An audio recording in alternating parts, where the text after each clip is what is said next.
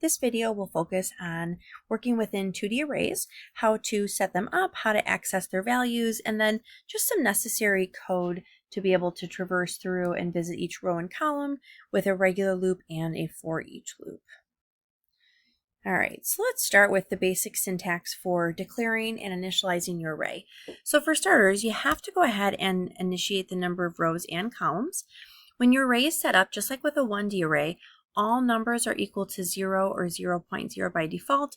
Booleans are going to be false, and objects, which include strings, are going to be null. If you want to set all of the values of an array using a loop, you must use a regular for loop. You cannot use a for each loop to fill an array. That's super important. So like if we look at this code that we see right here, we can see that I'm using a regular for loop to fill my array, and that is okay. If I tried doing the same thing with a for each loop, it would not work. We already talked about how the for each loop creates a temporary variable, and what you would end up doing is initializing that temporary variable's value and not the actual array's variable value. To find the number of rows, we can say the array name.length, and the number of columns would be array name bracket 0.length. And the reason why it's bracket 0 is because you're essentially saying go to the first row and find out how long the first row is. Since these arrays, these 2D arrays, are rectangular grids, if you know how long the first row is, then that tells you how long they all are. And to access any entry in the array, we're going to use this double bracket notation.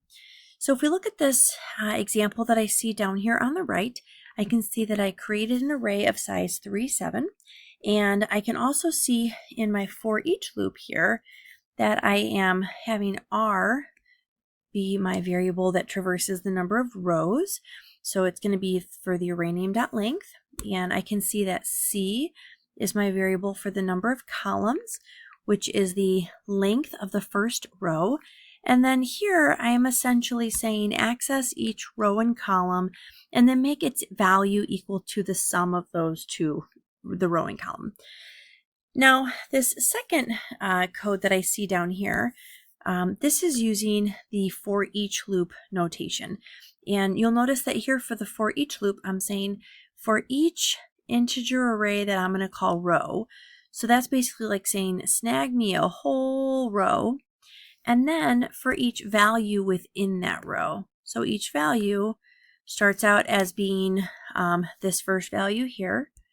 And then after that, it's the next value. And then it's the next value. And it keeps on going through. And val keeps on being equal to the next value until we get all the way to the end. And then at that point, what happens is we say, okay, now I have to get a new row. And then now row is going to be equal to this. And then I will go ahead and say, okay, the first val, and then the next val, and so on.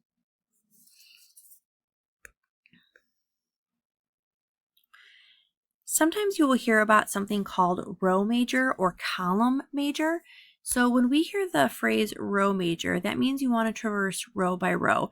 So for example, that would be like grab a row and then go column, column, column, column, column. Then go to the next row, grab that row, and then do column, column, column, column, column. Now on the other hand, we have what's called a column major. And column major says first pick a column, and then within that column, visit every element that's in there. And then go to the next column, and then visit every element in there. So different syntax, but that's what that terminology means. Now, when we're working with our 2D arrays, some things that we have to be really good at.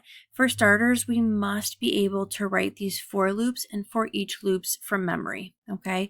You will absolutely have one FRQ question solely related to two-dimensional arrays. So you have to be able to write this. We need to be able to recognize equivalent loops. So for example, I can use less than or equal to, and then adjust my last index. And this is an example of that right here of what I'm referring to. Most of the common errors when we're working with arrays and loops are being off by 1. So always double check your edge cases. When I say edge cases, I mean the first iteration and the last iteration.